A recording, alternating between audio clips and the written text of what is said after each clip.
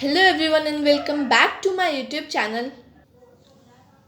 In this video I am gonna share extra questions of the French Revolution Chapter 1 History Class 9th NCERT.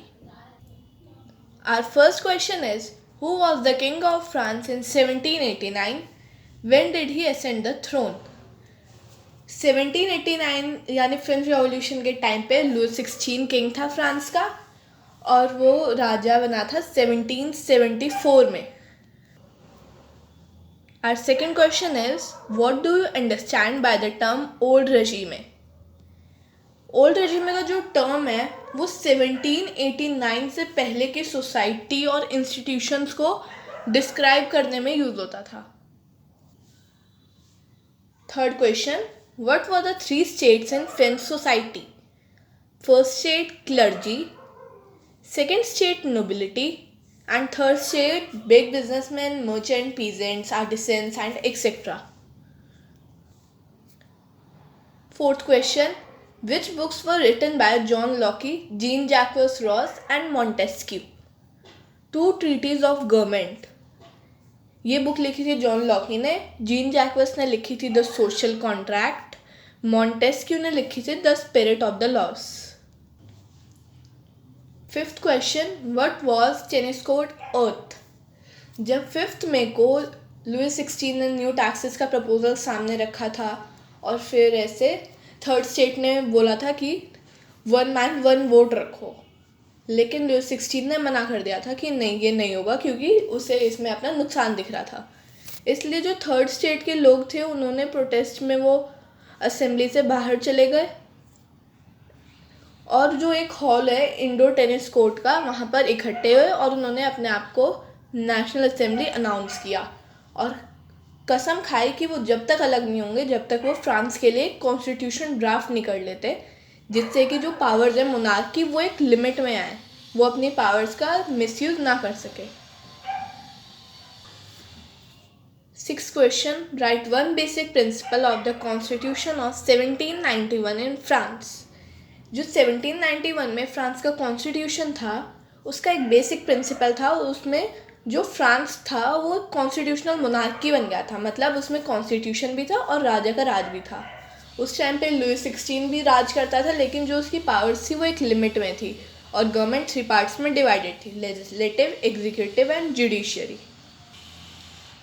Seventh question, who got the right to vote under the constitution of 1791 in France? Right to vote 1791 में किन लोगों को मिला? खाली जो main होते थे 25 years के या फिर उससे बड़े, और जो 3 दिन की जो लेबर की सैलरी होती है उसके इक्वल का टैक्स पे कर सकते थे. इन शॉर्ट जो रिच मैन होते थे 25 एज के अबव, खाली वो उन्हें राइट टू वोट था और उन्हें स्टेटस दिया हुआ था active citizen. Who was the leader of the Jacobins? जो जैकोबिन्स क्लब था उसका लीडर था मैक्सिमिलियन रॉबेस्पियर, जो राइन ऑफ टेरर में था. Ninth question is, describe one main achievement of convention of France. जो कन्वेंशन कॉन्स्टिट्यूशन था फ्रांस का उसका एक मेन अचीवमेंट था, उसने 21 सितंबर 1792 को फ्रांस से मोनार्की एबॉलिश कर दी, मोनार्की हटा दी और फ्रांस को एक रिपब्लिक बना दिया, यानी जिसमें एक प्रेसिडेंट हो, हेड ऑफ द स्टेट को पीपल इलेक्ट करें और गवर्नमेंट को भी. 10th question, when women in France get the right to vote? France में वुमेन को राइट टू वोट मिला था 1946 में. Or 11th question is, who were Negroes?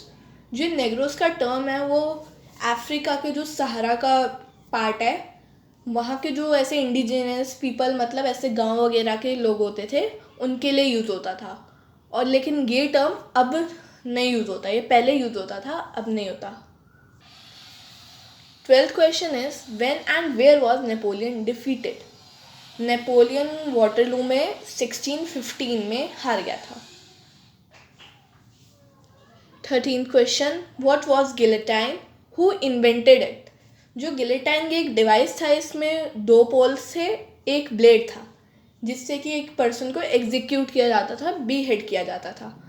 पहले के ज़माने में यही मशीन चलती थी और इसे डॉक्टर गिलेटाइन ने इन्वेंट किया था, इसलिए मशीन का नाम है गिलेटाइन।